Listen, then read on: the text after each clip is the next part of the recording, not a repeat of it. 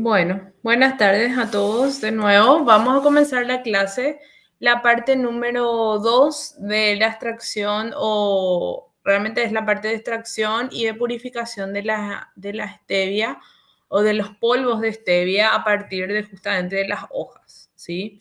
En la clase pasada estuvimos hablando de todos los componentes, de las propiedades, de los usos amplios en la industria alimentaria, en la industria farmacéutica, eh, que se utilizan justamente este tipo de productos, o sea, este producto natural, originario de Paraguay, ¿sí? Nativo de Paraguay. Entonces, básicamente es un producto o sea, muy nuestro, ¿está bien? ¿Está bien? Entonces, es importante conocer un ratito.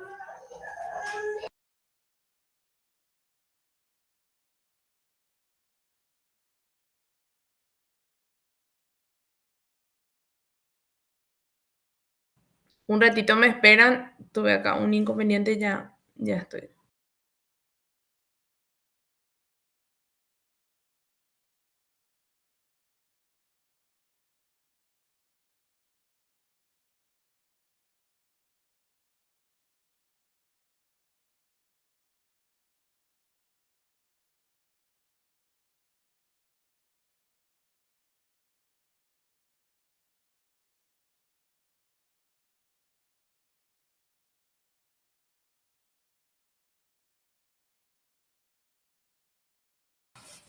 Bueno, ahora sí. Bueno, vamos a mostrar entonces los contenidos de la clase de hoy. Vamos a ver otra vez un poquito nada más de los componentes de la stevia, ¿sí? Los procesos de extracción y los métodos de purificación más comunes utilizados. Bueno, entonces empecemos.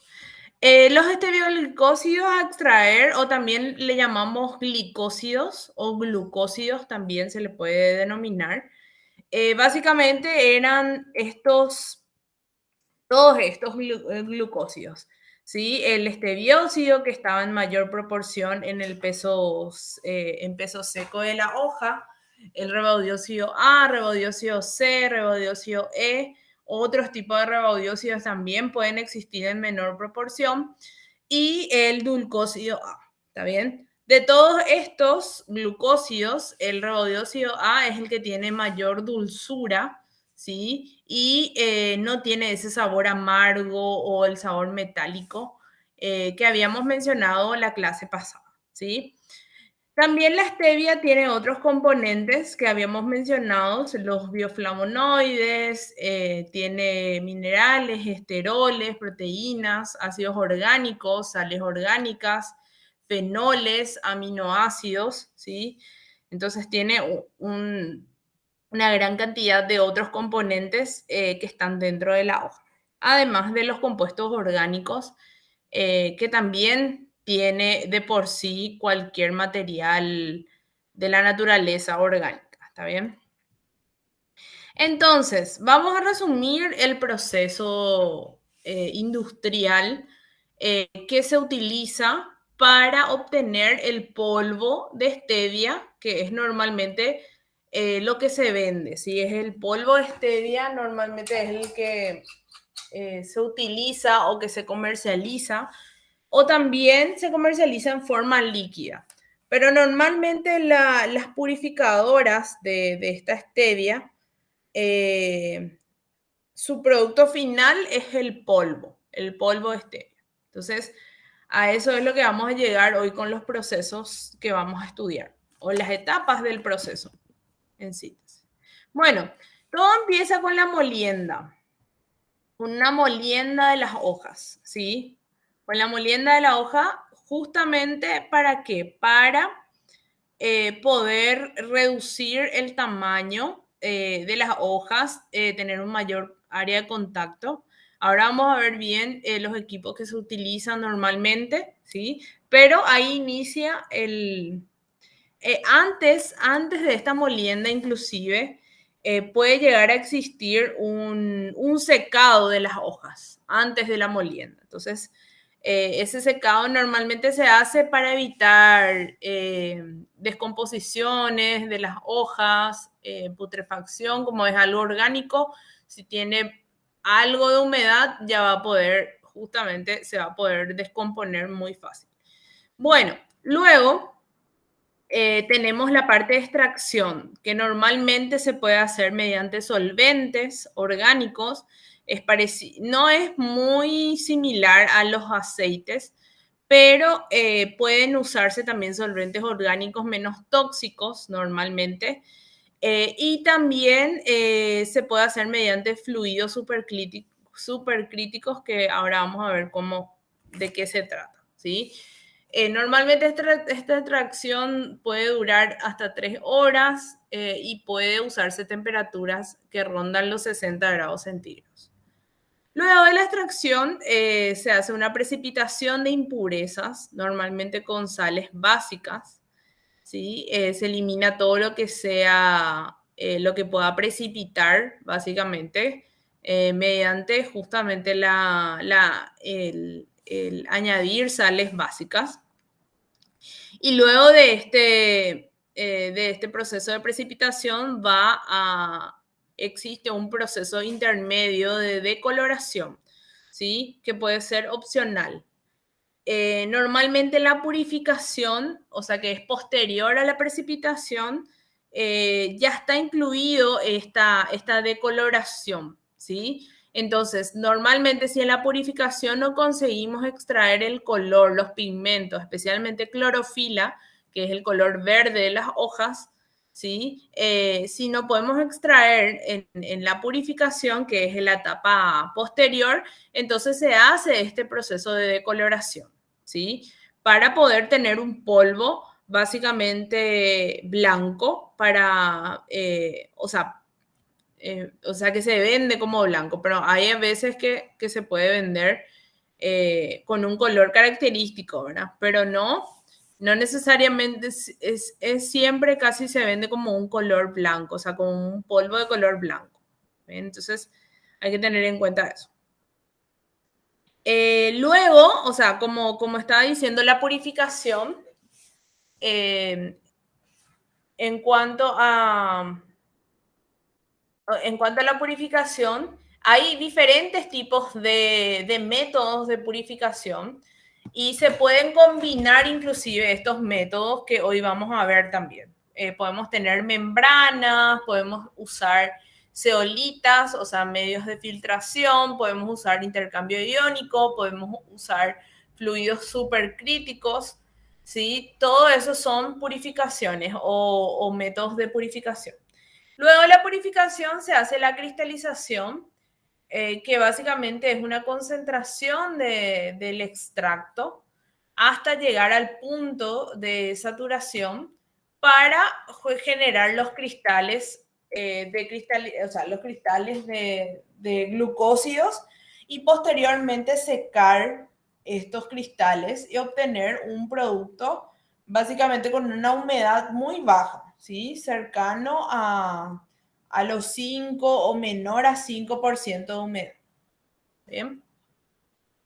Bueno, entonces, de esta primera etapa vamos a hablar primero justamente de esta primera etapa que es la molienda, ¿sí?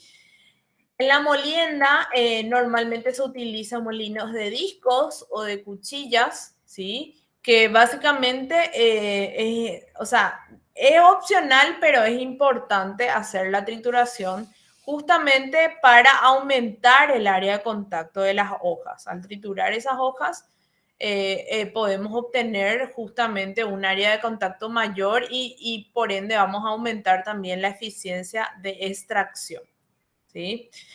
O sea, el tema del funcionamiento del molino, nosotros ya sabemos, ya conocemos, entonces no podemos entrar en detalle, pero ustedes ya saben cómo funciona un molino de disco o un molino de cuchilla. Luego de la molienda, la siguiente etapa es la extracción.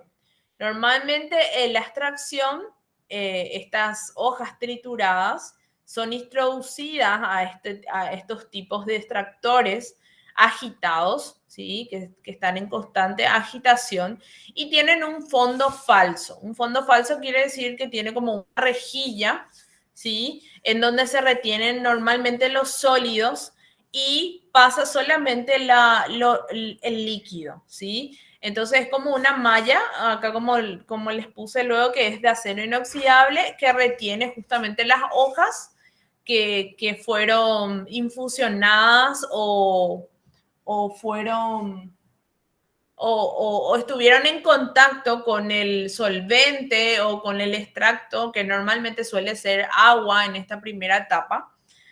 Y deja pasar todo el extracto, o sea, deja pasar la parte líquida que contiene los glucósidos que queremos extraer. ¿Está bien? Normalmente se puede utilizar calor, ¿sí? Y ese calor necesario se obtiene mediante una caldera justamente que va a hacer circular. Estos son como camisas de vapor y a través de estas camisas de vapor o sea, se hace circular ese vapor que proviene de la caldera. ¿Está bien? Bueno, vamos a ver también que puede haber una extracción. Esto es con calor. Estos son extractores que utilizan calor o vapor. ¿Está bien? Pero pueden haber extractores que utilizan bajas temperaturas, ¿sí? O sea, una extracción a bajas temperaturas. Esto normalmente sucede a 60 grados y por 3 horas. ¿Está bien?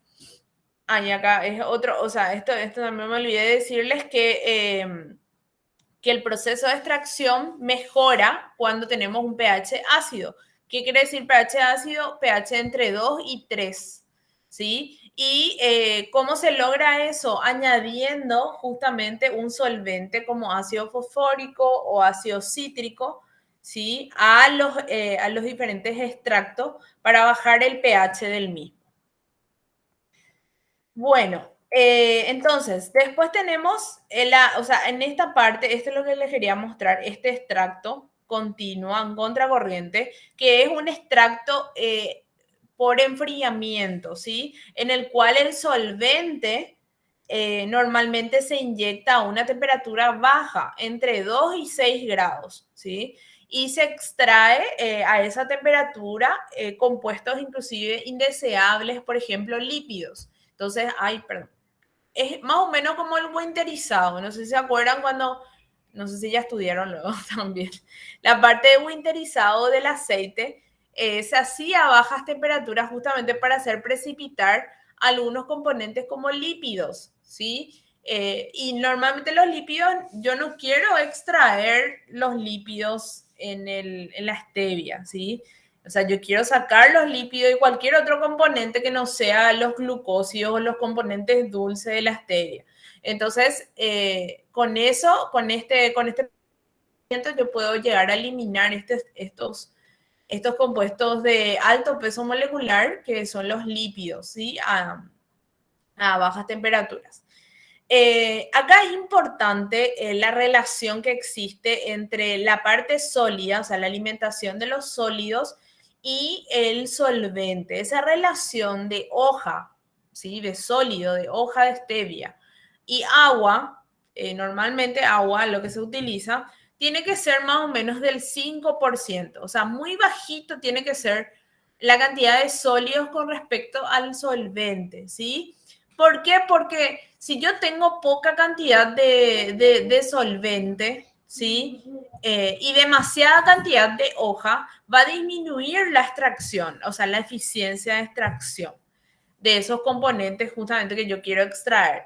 Y inclusive puede llegar podemos llegar a tener que algunos sólidos no se impregnen con el solvente y no extraiga inclusive así, o sea, no tenga una buena homogenización porque tengo poca cantidad de solvente. Entonces eso es muy importante, esa relación.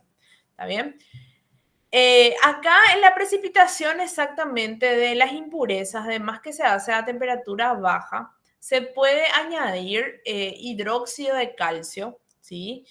o también se puede usar óxido de calcio, carbonato de calcio, otras sales básicas de calcio, en lo cual, además de los lípidos que había hablado, se van a remover ácidos orgánicos, sales, bases orgánicas, fenoles, proteínas, y entre otros. ¿Está bien? Entonces, todo esto ya vamos a eliminar básicamente aquí en la precipitación de las impurezas. Bueno, entonces acá se muestra como un esquema, un flujo de las primeras etapas, ¿sí? La molienda, esto realmente es un transporte nomás ya de justamente las hojas molidas, ¿sí? Luego está la parte de extracción, y un extractor también horizontal, y también está la parte de la precipitación de impurezas. Y luego ya pasa a una filtración o purificación, ¿sí? Que es normalmente lo que se tiene ahora. Pero esta parte que es la decoloración, que es opcional, un ratito.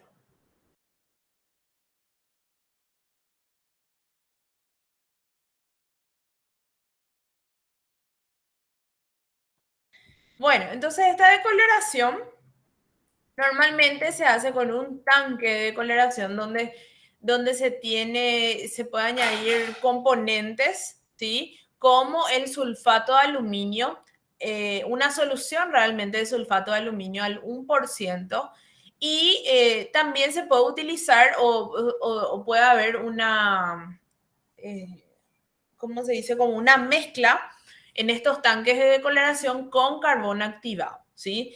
Luego lo que se hace es la centrifugación del extracto, ¿sí? Se elimina cualquier componente sólido con una centrífuga de Cantor, una centrífuga horizontal, ¿está bien? Y luego de la centrífuga puede haber otra vez otros filtros en la que elimino así finalmente todo tipo de color que pudo haber quedado en el extracto, ¿sí? Y estos filtros normalmente son de tierra de diatomea, que son filtros que retienen los compuestos coloreados, los pigmentos en los extractos correspondientes, ¿está bien?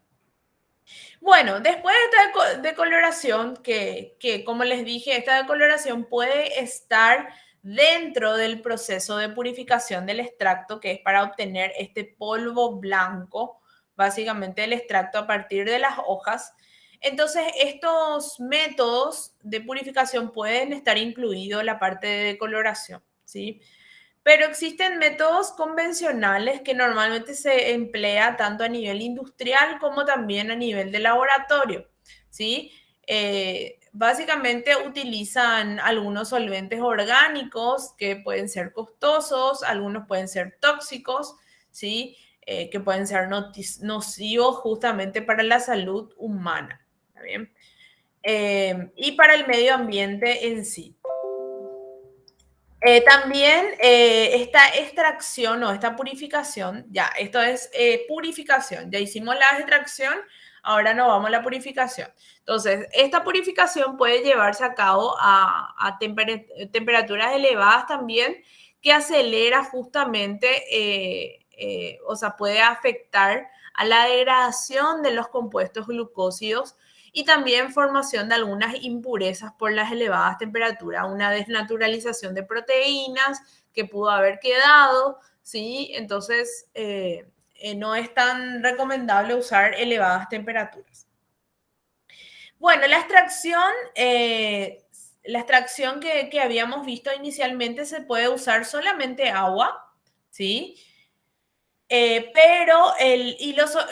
También solventes orgánicos o fluidos supercríticos, ¿sí? Y la parte de purificación existen otros métodos, por ejemplo, como membranas filtrantes, uso de resinas de intercambio iónico, ¿sí? Uso de filtros que tienen zeolitas, ¿sí? Puede ser también y fluidos supercríticos que ya había hablado, ¿sí?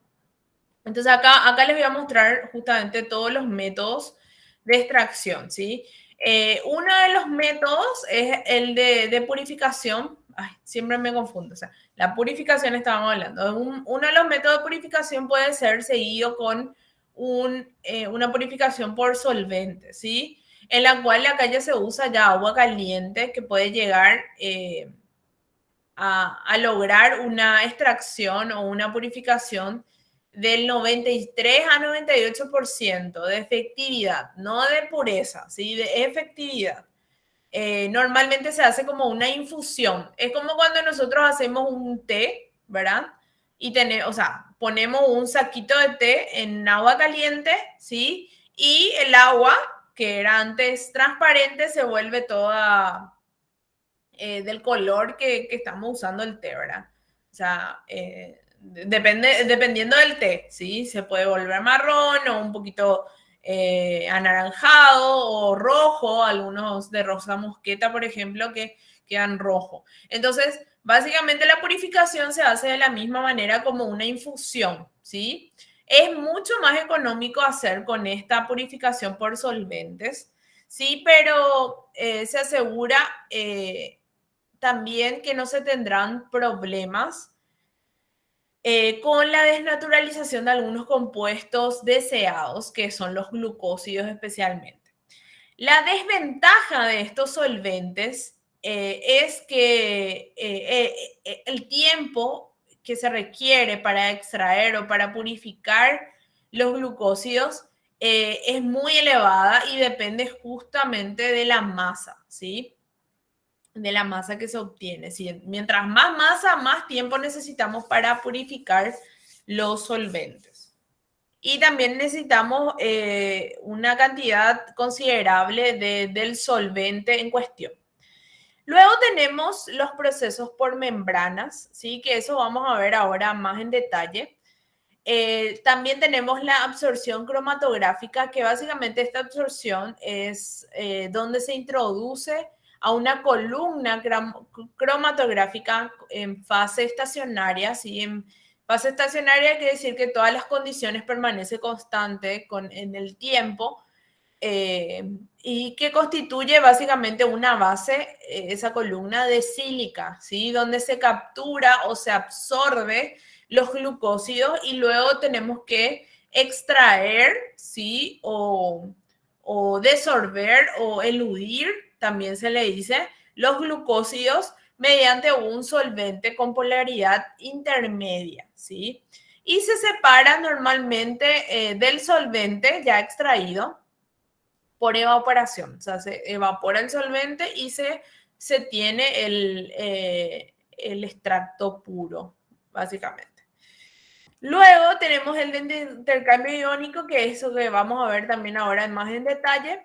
Tenemos la precipitación selectiva, que es muy parecido a la precipitación de impurezas que vimos, que era a baja temperatura. Y también tenemos los fluidos supercríticos, que eso también ahora vamos a ver en detalle. Entonces, estos tres son los más utilizados: proceso por membranas, intercambio iónico y fluidos supercríticos, ¿sí? Este fluido supercrítico realmente es un poco nuevito, ¿sí? Pero se utiliza bastante, tiene buenos resultados, entonces ya las industrias están utilizando bastante la purificación o la extracción con supercrítico, fluido supercrítico, que ahora vamos a ver más en detalle. Vamos a ver primero los procesos por membranas, ¿sí? Básicamente las partículas van a quedar retenidas, ¿sí? Algunas partículas de extracción, o sea, partículas que no son glucósidos pueden quedar retenidas en las membranas. Y eso depende mucho, acá lo que me faltó seguramente es el tamaño de poro. Depende mucho del tamaño de poro de los tamices, ¿sí? Y este va a ir cambiando a medida que la mezcla o el extracto vaya avanzando por los filtros, ¿sí? La última filtración, por ejemplo, perdón, es donde queda la molécula deseada, que en este caso es el glucósido, ¿sí? Los filtros suelen retener, antes de esta última filtración, pigmentos, sustancias de alto peso molecular. ¿Está bien? Entonces, acá tenemos un esquema del proceso de filtración. Entonces, tenemos el alimento que es el extracto que ya pasó por los procesos de extracción, pueden haber pasado ya por el proceso de coloración, se bombea a la membrana una bomba de alta presión, porque básicamente tiene que pasar la membrana, tiene que atravesar los poros de la membrana y se tiene el permeado. Normalmente este permeado es en las primeras etapas nuestro producto, donde tiene los glucósidos, ¿sí? Y normalmente lo que va quedando aquí fuera de la membrana es algo que se desecha, ¿sí? El concentrado es, acá está mal, el concentrado no es, eso es para la última etapa, ¿sí? Este concentrado para la última etapa es donde están presentes los glucósidos de interés. Ahora les voy a mostrar en el esquema general, ¿sí? El proceso de membrana, antes le voy a mostrar nomás solamente todos los tipos de membrana que se pueden tener, que dependen de justamente el tamaño de poro y la masa molecular de corte del medio filtrante. ¿Qué significa masa molecular de corte? ¿Qué quiere decir? Que es el tamaño o el peso molecular, la masa molecular que no va, o sea, que ya no va a pasar el tamaño de los poros. Por ejemplo, estas tecnologías de proceso membrana tienen en cuenta a membranas como que tengan un tamaño de poro de microfiltración, micrómetros, en micrómetros, ultrafiltración, nanofiltración y también ósmosis inversa, ¿sí? Cada una de ellas se utiliza para diferentes tipos de propósitos o para eliminar diferentes tipos de sólidos que están en, normalmente en disolución en el extracto que yo estoy filtrando, ¿sí? Bueno, entonces, por ejemplo, en una microfiltración, normalmente eliminamos todo lo que sea grasas, lípidos, ¿sí? Es lo que retiene la membrana y es la parte concentrada, ¿sí? Después tenemos la ultrafiltración en el cual eliminamos las proteínas, casi todas las proteínas, ¿sí? En la nanofiltración eliminamos iones, eliminamos algunos hidratos de carbono como lactosa, ¿sí? Y aquí también pueden quedar retenidas los glucósidos, ¿está bien? Que son de la stevia, ¿está bien? Ósmosis inversa es muchísimo, o sea, son iones ya así muy pequeñitos, monovalentes básicamente, que se eliminan o quedan retenidas en las membranas de ósmosis inversa. Y básicamente ya tengo solamente agua en la membrana de ósmosis, ¿sí? Acá, sin embargo, en la membrana de filtración tengo todavía una solución que pueda tener iones en suspensión, perdón, en disolución, porque suspensión es que estén separados y disolución es que estén disueltos, ¿está bien? Esa es la diferencia principal. Bueno, acá está el tamaño de poros de estas membranas de micro, ultra, nano y ósmosis, ¿sí? Y la masa molecular de corte, ¿sí? Por ejemplo, las microfiltraciones entonces retiene moléculas mayores así a 500.000 Daltons, ¿sí? La ultrafiltración retiene partículas o sólidos entre 1000 y 500.000 Daltons y la nanofiltración retiene entre 200 y 1000 Daltons, ¿está bien? Que es donde se encuentra justamente el tamaño de nuestros glucósidos. Bueno, acá les voy a mostrar el proceso, ¿sí? Entonces, básicamente tenemos estos procesos de macrofiltración que se tienen un fondo falso. Estos son los procesos de extracción, básicamente, que vimos anteriormente, los tanques, ¿sí? Agitados, encamisados, que normalmente tenemos un fondo falso, un filtro donde quedan las hojas, ¿sí? Luego es bombeado a un sistema de microfiltración en el cual el concentrado o el retenido, ¿sí? El concentrado básicamente, o retenido también se le llama, es el que se elimina. Y lo que pasa a través de la membrana, que es el permeado, es lo que se bombea otra vez a un proceso de ultrafiltración. Esta microfiltración suele ser un microfiltro cerámico de un tamaño de poro de 0,2 micrómetros. Y esta ultrafiltración suele tener un tamaño de poro de 0,08 micrómetros. ¿Está bien? Y acá como les dije otra vez, el concentrado o el retenido va como un fertilizante normalmente. Si es que se descubre que, que parte, o sea, como son estas membranas muy selectivas, normalmente lo que queda como concentrado y no pasó en el permeado ya no tiene más glucósidos, pero podría recircularse otra vez, pero es una pérdida de tiempo básicamente recircular estos retenidos o estos concentrados. Entonces, básicamente ya van ya como fertilizante o como cualquier otro uso posterior. Bueno, acá cabe destacar que en la ultrafiltración se elimina o se remueve todo lo que sean impurezas de alto peso molecular como proteínas, que ya vimos ya, pectinas o pigmentos, ¿sí? Normalmente utiliza una bomba de alta presión entre 200 y 700 kilopascal, más o menos de presión, y una velocidad de flujo elevada. ¿Está bien? Bueno, luego de eso se bombea a una etapa de nanofiltración. Acá hay un bypass o una separación que puede irse tanto a la nanofiltración o como puede bombearse a una columna de carbón activado, ¿sí? Normalmente eso pasa cuando se quiere tener un producto no tan puro, entonces directamente se elimina el color en una columna de carbón activado y ya tengo básicamente o sea, ya envío ya a un tanque de almacenamiento, ¿está bien?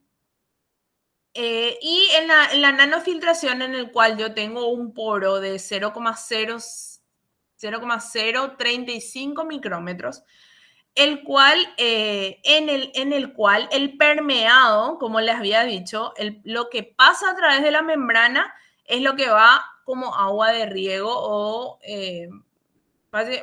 básicamente es un agua casi pura, tiene solamente algunos iones en suspensión. Y lo que queda retenido en la membrana son los glucósidos, ¿sí? Que sería el concentrado, ¿está bien? Eso solamente sucede ya en esta última filtración, que es la nanofiltración. Bueno, finalmente entonces en el concentrado dulce va a un tanque almacenado y se va a un envasado.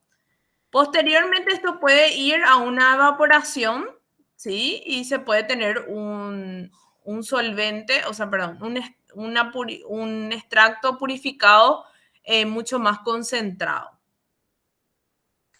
Bueno, el rechazo, como habías dicho, ¿verdad? Se puede usar para industrias químicas, para elaboración de fertilizantes, como ya vimos luego también aquí, ¿sí? Que va como fertilizante.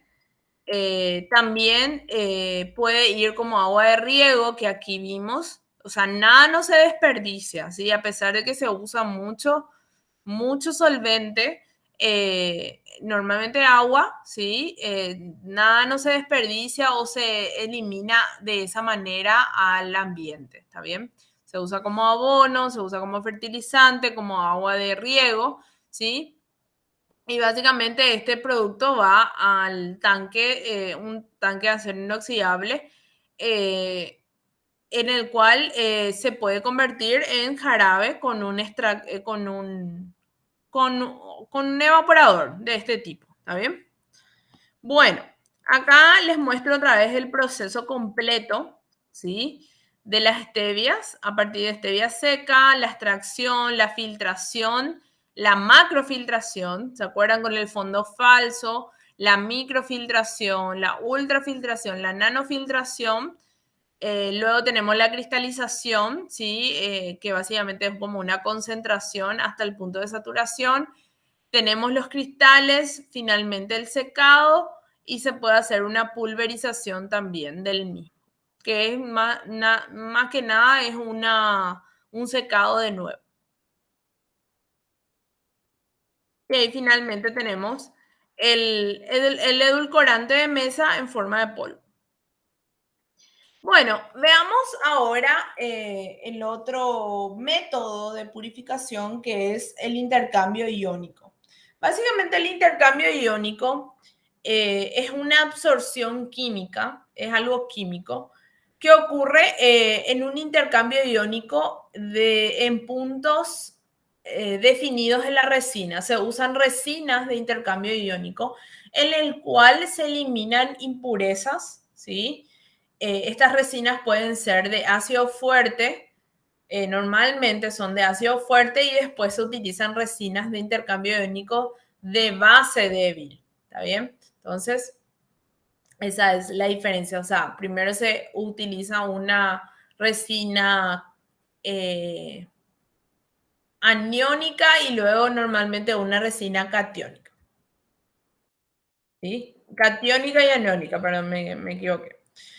Básicamente estas resinas que se utilizan de intercambio iónico son polímeros, ¿sí? Poliméricas, son selectivas y también son porosas y retienen cualquier partícula en suspensión que estén en el extracto, ¿sí? Ahora vamos a ver el funcionamiento.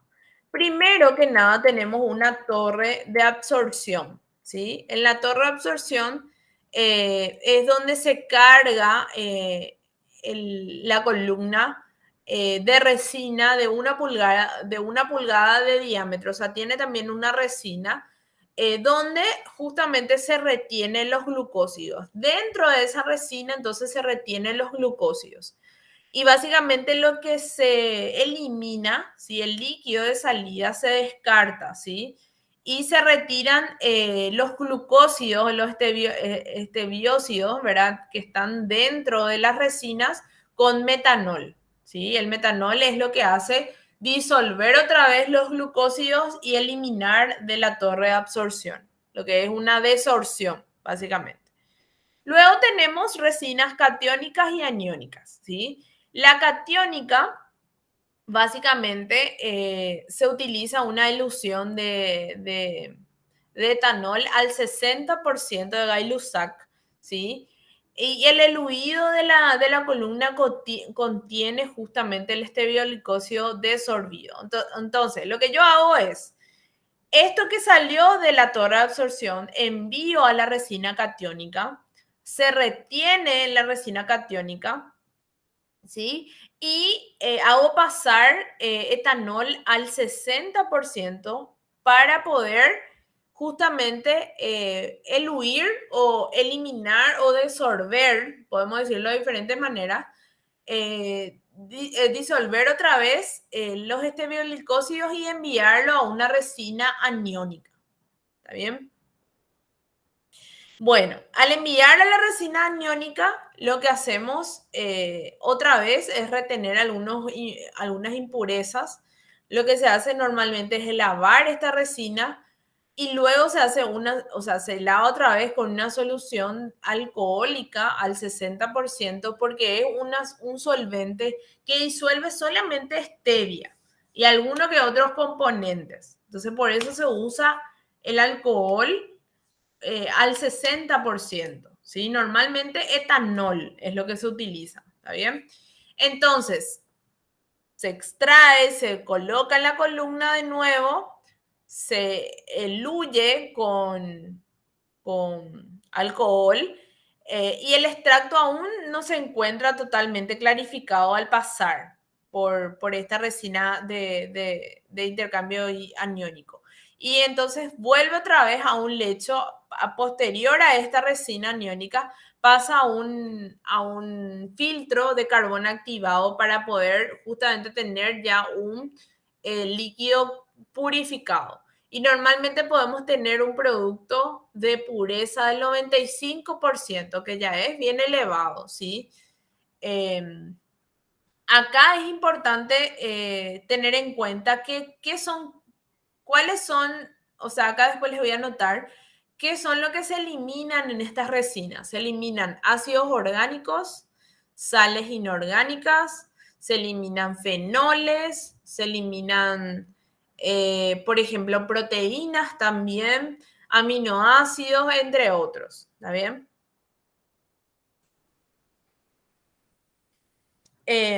Bueno, otra cosa importante acá también es que yo puedo introducir a las resinas todas las veces que yo necesite para aumentar el nivel de pureza, ¿sí? Entonces yo puedo eh, repetir varias veces hasta obtener la calidad deseada a través de la resina catiónica. Bueno, acá vemos el proceso completo, ¿sí? Recepción de la materia prima, tratamiento de la materia prima, extracción, donde tenemos la borra o el bagazo o los sólidos, ¿sí? Clarificación del extracto, tratamiento del extracto, que son básicamente la precipitación de las impurezas, filtración con tierra filtrante y acá está, tratamiento de resinas, que es con etanol y metanol normalmente y lo que se hace es una recuperación del metanol mediante evaporación eh, comúnmente. Luego se hace una concentración, un secado spray y se tiene un producto final mayor a 80% de pureza que tiene contenidos de estebiócidos totales, ¿sí? Bueno, ¿hay alguna consulta hasta acá? Yo ya no les dejo hablar. A ver. Avísenme antes de pasar a fluidos supercríticos.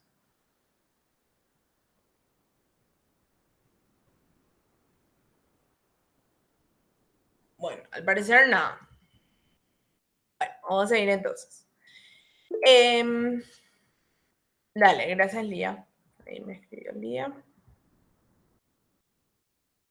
Bueno, entonces, sigamos con los fluidos supercríticos que seguramente no sé si alguien habrá escuchado hablar de fluidos supercríticos. ¿Alguien escuchó alguna vez hablar de una tecnología emergente nueva? ¿No? Yo no, profe. Bueno, bueno, entonces vamos a hablar. Es bastante nuevo, realmente la Facultad de Química también ahora mismo se está trabajando con fluidos supercríticos, pero es bastante delicado, hay que tener mucho cuidado. Como dice luego, es supercrítico. Entonces, ahora vamos a ver cuáles son las características principales. Básicamente es una operación, es una tecnología emergente, ¿sí? Que es una operación unitaria, normalmente de transferencia de masa, ¿sí? Donde hay una transferencia a través de un solvente que es básicamente el fluido supercrítico, el fluido, que es el disolvente justamente alternativo, que el más utilizado es el dióxido de carbono, el CO2. Y también puede utilizarse agua supercrítica. Solamente que para usar agua supercrítica necesitamos mucha energía, no tanto como el dióxido de carbono, que ahora les voy a mostrar por qué. Algunas ventajas, ¿sí? Algunas ventajas de este tipo de uso de fluidos supercríticos es que básicamente tenemos un nulo impacto ambiental, ¿sí? Son tecnologías limpias, que se le dice. No sé si alguna vez escucharon, yo creo que ustedes tienen algo de ambiental, entonces son tecnologías limpias en términos ecológicos, básicamente no afectan al medio ambiente porque yo recupero totalmente el fluido supercrítico que utilizo y lo vuelvo a utilizar y no lo desecho al medio ambiente. ¿Está bien? Solamente cumple la función de extraer, poder recuperar y ya tener mi solvente, básicamente, o sea, mi extracto purificado. ¿sí? Otra ventaja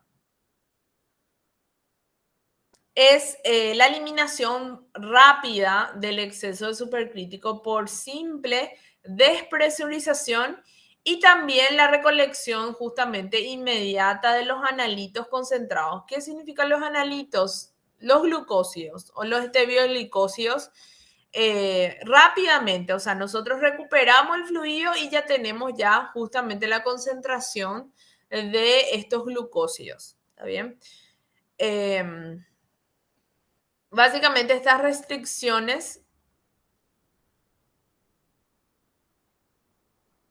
responden, o sea, estas ventajas responden justamente a una creciente demanda de productos naturales que exige al consumidor. Cada vez el consumidor es mucho más exigente para,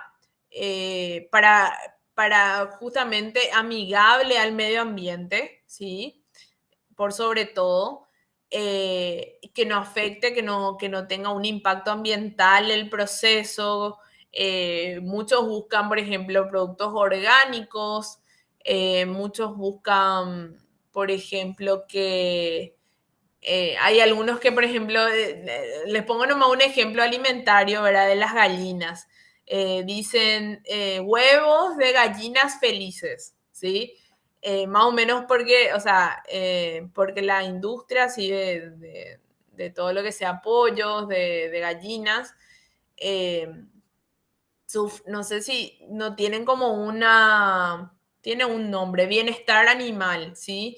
Que es bastante, también ahora se está conociendo muchísimo el tema de bienestar animal en Paraguay, nosotros que somos un país ganadero, país, o sea, de productos de consumo ganadero, o sea, no solamente ganadero, sino que también de industria avícolas, de pollos y de cerdos, es lo que quería decir, de cerdos también, ¿sí? Entonces, por ahí va, siempre el consumidor busca, ya, o sea, ya se pone ya a revisar, por ejemplo, la etiqueta de un producto que diga, por ejemplo, que sea orgánico, que sea amigable al ambiente, que sea reutilizable, que sea, por ejemplo, como le digo, de gallinas felices, que son de pastura o que no estén encerradas todo el día.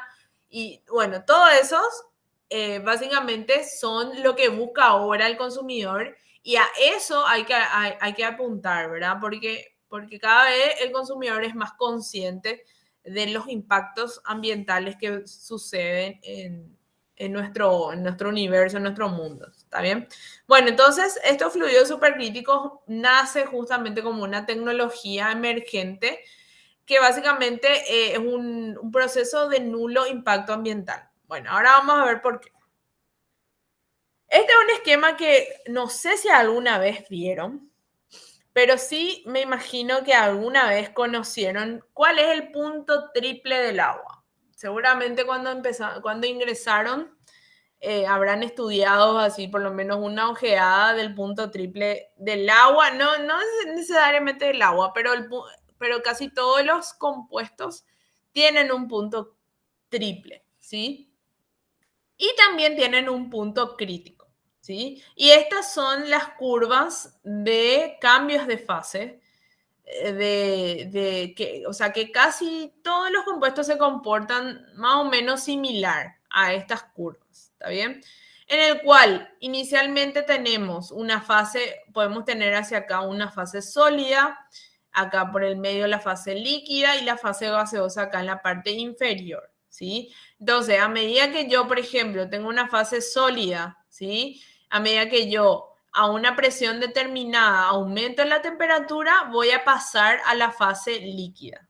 A ver, podemos escribirlo inclusive. Entonces, si yo tengo una determinada presión, ¿sí? Y yo estoy en la fase sólida, ¿está bien?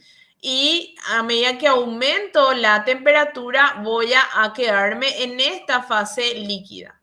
Y lo mismo sucede también a una presión menor, ¿sí? A una temperatura determinada. Si yo aumento la presión, voy a pasar a la fase líquida. ¿Está bien? De la fase gaseosa a la fase líquida. Eso es más o menos la interpretación de estos gráficos, ¿sí? Pero llega un punto en el cual tenemos una presión crítica, ¿sí? Del compuesto. Y también tengo una temperatura crítica, en el cual en ese punto, si yo me ubico en ese punto acá rojo, del punto crítico, y yo tengo inicialmente una fase líquida, aumento la temperatura, voy a entrar ya dentro del fluido supercrítico, ¿sí? O aumento la presión y aumento un poco la temperatura y ya voy a estar también en el punto del fluido supercrítico. Entonces, ahí al estar en ese punto, ¿sí?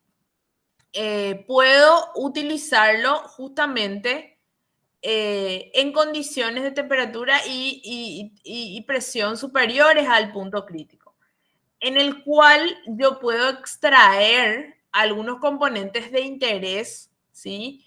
Para mi beneficio, ¿está bien? ¿Por qué? Porque, por ejemplo, el dióxido de carbono, que es uno de los que más se utiliza, ¿está bien? El cual el punto crítico del mismo es relativamente sencillo. ¿Por qué? Porque se alcanza a temperatura casi ambiente de Paraguay, porque es 31 grados, ¿sí? Normalmente a temperatura ambiente, el dióxido de carbono está en forma, a presión atmosférica, está en forma líquida, ¿sí? Si yo aumento la presión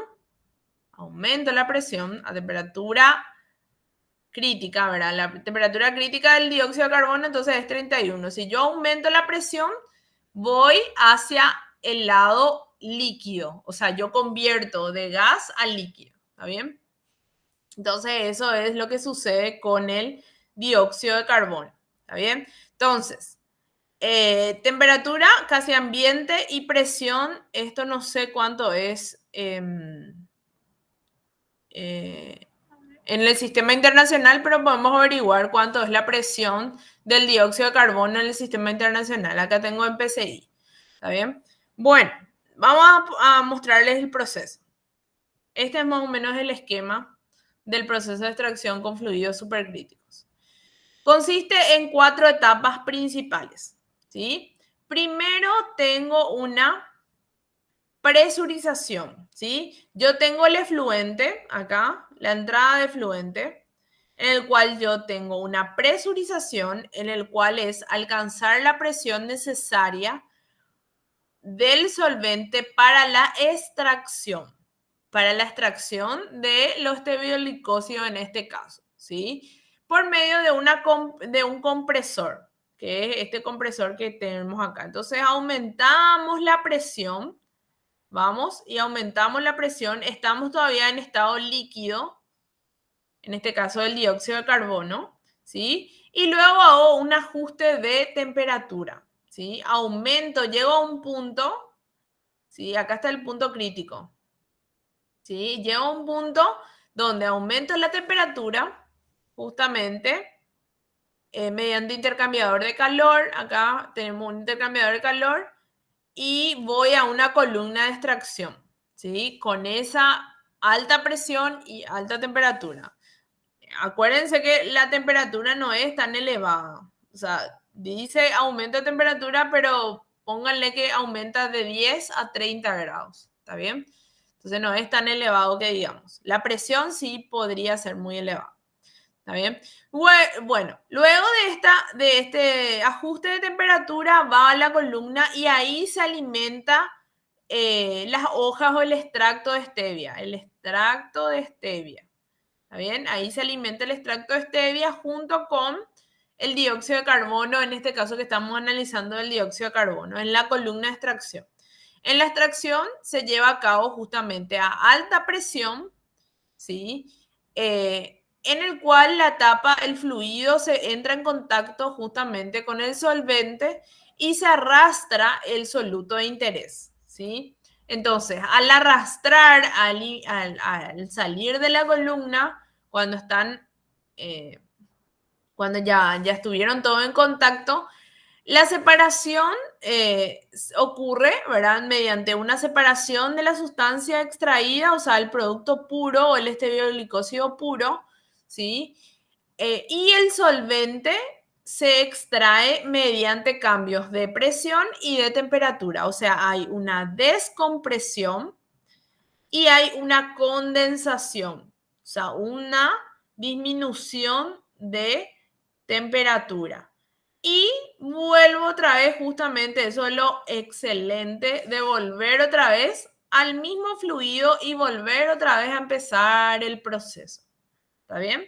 Compresión, calentamiento, extracción, descompresión, perdón, separación, condensación y vuelvo otra vez a tener mi solvente inicial.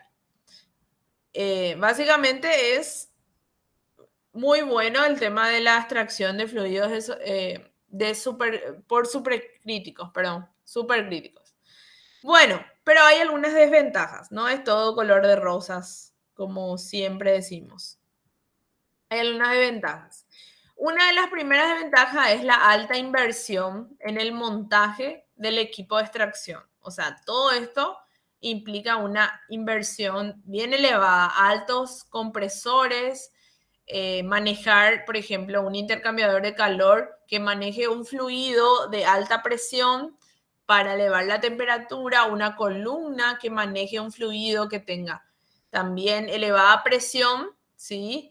Eh, una descompresión no es tanto, ¿verdad? Pero acá un condensador de nuevo, otra vez, un separador. Estos equipos, los primeros dos equipos, lo que son tres equipos realmente son los más costosos, ¿sí? Se tienen pocos datos relativos a equilibrios de fase y de transferencia de masa de sistemas complejos. El dióxido de carbono es uno de los más estudiados, pero si queremos usar otro tipo de solventes, entonces estos datos de equilibrio básicamente es una desventaja bien importante, especialmente para un investigador que quiera diseñar condiciones de ingeniería y termodinámicas para probar otro tipo de fluidos, ¿sí? Entonces, esa es otra desventaja. Bueno, ahora vamos a hacer un resumen, ¿sí? Vamos a hacer un resumen de los tres métodos más desarrollados que vimos hoy. Bueno, básicamente una comparación.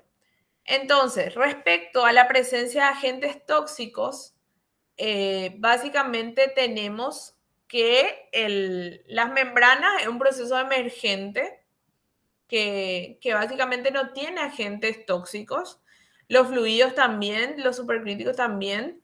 Sin embargo, en el intercambio iónico, el metanol es un componente tóxico. ¿Está bien? Entonces, membranas y supercríticos, punto a favor, vamos a decirle. Pérdidas de compuestos, o sea, pérdidas organolépticas y nutricionales. En las membranas no se tienen pérdidas organolépticas y nutricionales normalmente, los supercríticos tampoco, pero sí en el intercambio iónico. Entonces, punto negativo otra vez para intercambio iónico. En la parte de economía, especialmente la parte de energía, de producción, las membranas tienen un bajo costo energético, ya que la mayor parte de energía se requiere para bombear los líquidos hacia los filtros de membrana. También el solvente utilizado es agua purificada, ¿sí?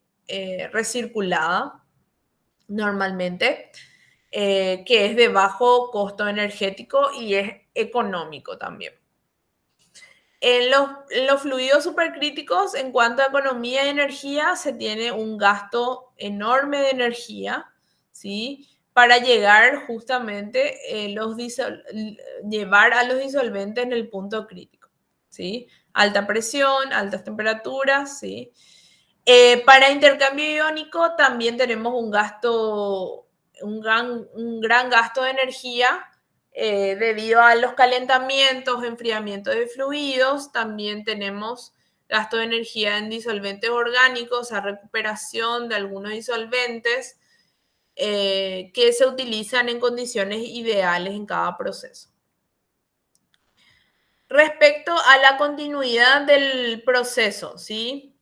¿Cómo es el proceso de acuerdo a la continuidad?